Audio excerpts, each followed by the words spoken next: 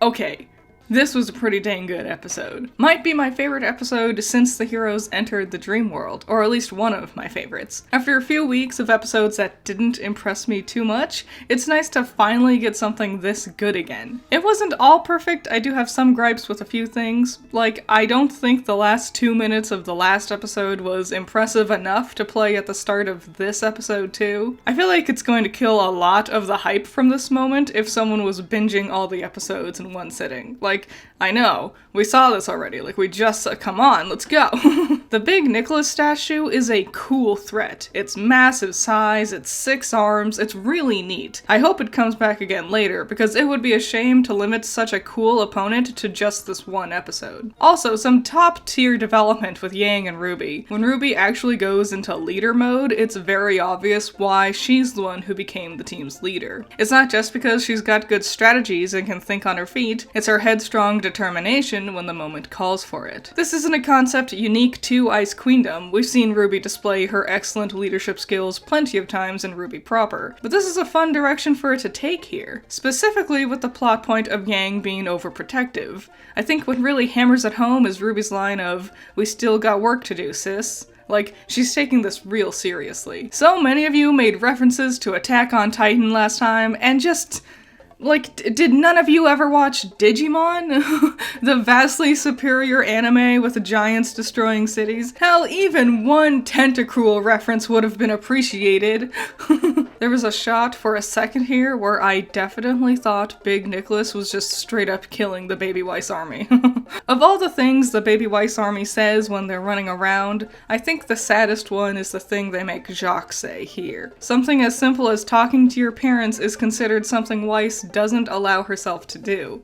Damn. Oh my god, it's time to finally bring back my bingo board! I haven't mentioned it in a hot second, because nothing's really happened that I can cross off, but that changes today! I am going to count this as an upgraded Armagigus fight. Shout out to Ozpin actually looking concerned for his students. I know it's easy to meme on him happily sipping his tea as he launches Jean into orbit, but it's nice to be reminded that Ozpin does care about the safety of his students. And another thing on my bingo board! Wow, 2 in 1 episode! Ooh. This is a semblance retcon. Now, I was willing to forgive Weiss having abilities she doesn't technically unlock until much later, namely summoning. This is a dream, where she wants to be powerful and in charge. It would make sense her semblance would be more fully mastered, but never once has her semblance been capable of basically teleportation. And she does it a lot in this episode too. That's a retcon if I've ever seen one. So, sadly, it looks like I was wrong. The differently colored relics work exactly the same as each other, and it's not specific about who can use them. Boo. Reuse that animation. Reuse it like your life depends on it. There is actually quite a lot of reused animation in this episode. Like, not only repeating the whole last 2 minutes of the previous episode, just a lot of the stuff in the nightmare, like using the relic. I get it, you know, they're saving their budget for where they need it, and this episode does have a lot of really good looking fights here and there. We're saving a lot of budget, but I'm not seeing a lot of payoff for all that savings, you know? I hope the last 3 episodes just completely blows me away. I'll be honest, I don't like Jean calling Weiss Ice Queen. He did this in the last episode too, and this episode hammers it home for me. I don't like it. And I know he called her that in the show proper too. I don't like it then either. I really like this thing where if you take the relic, the nightmare becomes more powerful and overgrown in the area it used to be. Like, think of it like a video game. How dope would that be? You need to grab the MacGuffin to help make progress in the dungeon, but you also have the risk of the area being more dangerous to head back to. I just really want Ruby Persona to be real.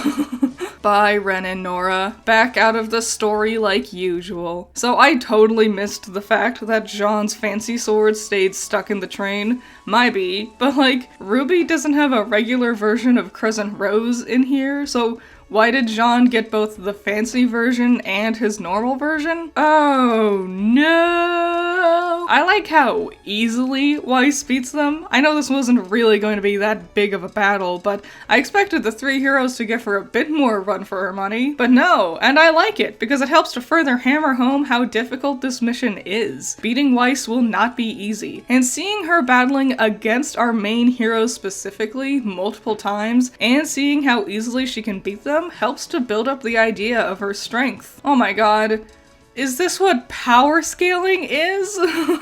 Also, this battle looks great, especially Ruby. She's had the best animation out of everyone for this whole episode. So it took me a second to figure it out, because it does look like Weiss teleported Ruby away. Maybe I'm just dumb, but it took until my second rewatch to understand that Ruby just used her super speed to bounce on out of there. But Weiss couldn't see because her glyph was obscuring her vision. That's why the rose petals are there. So that explains why she wasn't banished like I initially thought. That's fine. But the one thing I can't figure out is, how did Jean get here? He says he used all his coins, so does that mean he, like, walked? How? The train was completely surrounded by Grimm and robots, and even if he did manage to slip past all that, how did he get past the snake hallway? How did he get here so fast? It honestly makes me suspicious if this is even actually the real Jean, or if it's just some type of trick or illusion. I don't know, it just doesn't make sense.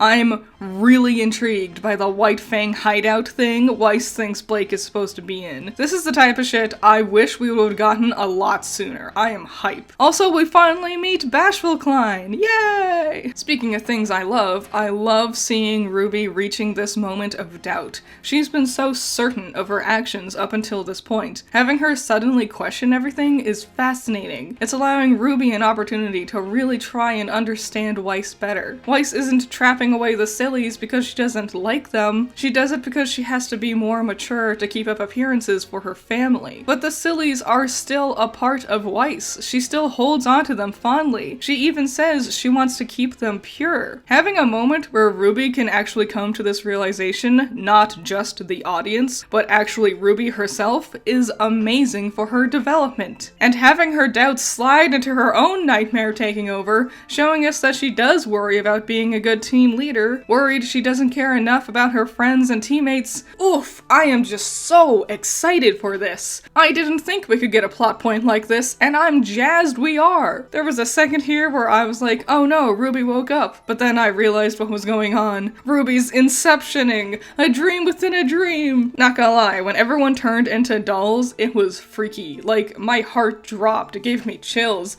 Just so sudden and ominous. I'm really excited to see where we go from here. From Blake and Yang entering the Faunus jailhouse, Ruby facing her own nightmare within the nightmare, and Weiss getting ready to attain true sleep. The Ruby girls are in real dire straits. I'm very excited to see how they're going to move forward with all these different plot points. Yeah, there was a few things that wasn't very well explained and a lot of reused animation, but there was some really amazing animation, and we've progressed so much with the characters, the plot lines, and Ruby specifically, with her own development. Hopefully, the last 4 episodes can keep up with that level of quality we have here. Looks like Team Rocket's blasting off again! My hero. My back. You're talking about dreams. We create the world of the dream. We bring the subject into that dream, and they fill it with their secrets. It's called inception. Dreams feel real. It's only when we wake up that we realize something was actually strange. I have it under control. I'd hate to see out of control. Shout out to my $10 patrons, you're all amazing. Nako, James Dodds, Cool Duck, Andrew, Ramiel, Valhalla Knight, Chamomile, Classy Critic, Noah Perkins, Sunny Shy, Azoth, Great Bar, Pentamenta, Jake, Amber, Hype Man, Zero to Hero, Keithan, Isaiah, Joseph, Scaring Crows, Danny Boy, Mary, Messiah Complex, Jacob, Renji, and Virus O. So yeah, thanks for checking out this episode. What did you think? Like, I thought this episode was amazing. Did you all agree? Did you disagree? We are really close to reaching our finale, only 4 episodes left. I'm hoping we get that mega high budget animation like we saw in the first 4-ish episodes coming back with these last 4. I don't know, I am so excited. What's the thing you're most looking forward to moving on from here? Any and all thoughts and opinions, I can't wait to see them in the comments, and I'll see you in the next one. Bye bye.